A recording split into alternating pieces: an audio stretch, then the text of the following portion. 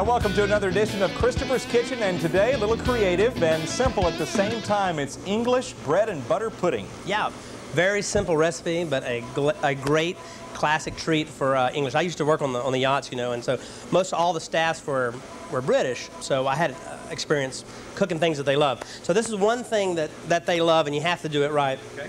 Is an English bread and butter pudding. We call it bread pudding, but this is a little bit different. First, what we do is I'm just going to butter this. Now I've got a pound of softened butter here. I'm going to butter this pan. And I've taken some white bread, Mike, but this is not like Mrs. Baird's. This is a really firm bread. Today I'm using, I think this is like Earth Grains or something like that, but it's called a buttermilk bread. This is buttermilk. And Petrus Farm also makes a sweet buttermilk bread. Is that because of the texture, flavor, what reason? Texture, mainly. Yeah, that white bread will just break up. Sorry, Mrs. Baird's, but it will break up. So I've got this, this bread here, and I'm just going to butter both sides of this with this softened butter. So we are going to take these layers of buttered bread, and I'm going to alternate. I've got some granulated sugar going to put in here.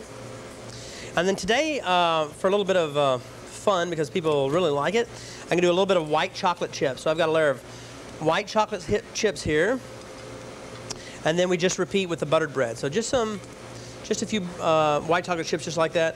Come back in with the bread. Okay. Put some more butter on those layers there. Really get them good all the way to the corners. And then you're going to repeat with more sugar and more white chocolate chips so you get all the way to the top. Now once you've got your layers of buttered bread, sugar, white chocolate chips, you're now ready for the finishing layer. Now we don't want to put any white chocolate on the top or sugar on the top because that may burn. Okay, so we're just going to put our top layer of buttered bread here. I've just got nice little rectangles. You can use triangles, fit them in some kind of way. Any sort of pattern that you like there would be great. Now, Mike, that is that's why we want to leave this bread just like that. So we've got sugar, buttered bread in there, alternate with white chocolate chips or any flavor that you like. You could use fresh raspberries.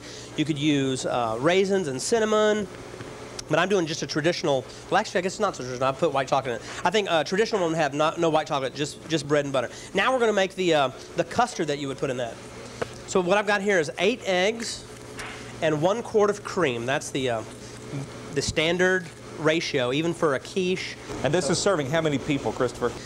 Well, it's going to make that full pan there, so I think you could serve 12 people on that pretty easily. Just going to take these eggs with a quart of cream, and that makes our custard.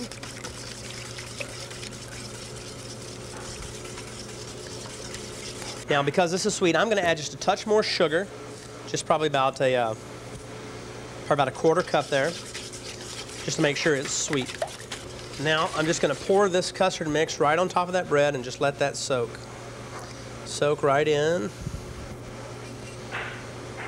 I notice you're being very deliberate when you pour that out. Are you letting it spread to the corners, or I know you're paying attention to it now. What's the technique in just starting at the middle? There was no technique at all. I'm just making sure it doesn't spill over or anything, run off the side. See, if it doesn't soak it up, it'll just run off the side. So now it'll all get to the corners. I'm going to smash it here in the middle here in just a minute. Okay, now if you're doing this for guests that you have coming over, make sure you use rubber gloves. But since this is just for Mike, I'm just going to press that down, making sure that all that custard is being absorbed by the bread, because you want it really, really wet. Now, as this sits a little bit, this will begin to, this will absorb the rest of that liquid. So we'll let that sit for about 5 or 10 minutes. Now we're going to pop that in the oven for, at a 350-degree oven for about 45 minutes until that top gets golden brown and the center is cooked there. Okay. Now your bread pudding comes out, it gets very souffle-like, but that will all go down. Just need to let this sit before you try to cut it, probably 15 minutes or so. It'll still be nice and warm. Now, I know people take a big spoon and cut into it right now, and that's fine too. But before I cut this, I'd like to let it sit just a little bit, let it collapse a little bit, and relax a little bit. Now we're ready to serve this. You don't have to cut this into squares or anything. It's nice. I love the corner pieces, of course, but it's nice just right out of the pan, just a big old spoon. Man, this is just tender and delicious. Now I've got a little creme on glaze or a little melted vanilla ice cream, if you want, on the plate there. Gonna dust that with a little powdered sugar. And I just love this because it's white chocolate. Raspberries and white chocolate to me just should be together all the time. So I've got a couple of red raspberries here. And I tell you what, I'll just put a little mint leaf on there for garnish. And that is just a delicious English-style dessert. So you see, it's not that, doesn't have to be difficult to taste great, look great. It's just something that you can do ahead of time, keep it in your fridge, and then bake it when you're ready to. Like I said, it only takes 45 minutes, and it's something simple and tastes great. Looks like you have options for variety, too, with the chocolate that you used today and anything else. Absolutely. Get creative with it. You can put anything in those layers. It'll be great. All right, and again, if you'd like to get this recipe or any others that we feature on Christopher's Kitchen, go to kbtx.com, click onto the food page, and you can download those, and your meals will never be the same. Easy ways to make them creative. Thanks to Christopher Lampo. Thanks for joining us on Christopher's Kitchen.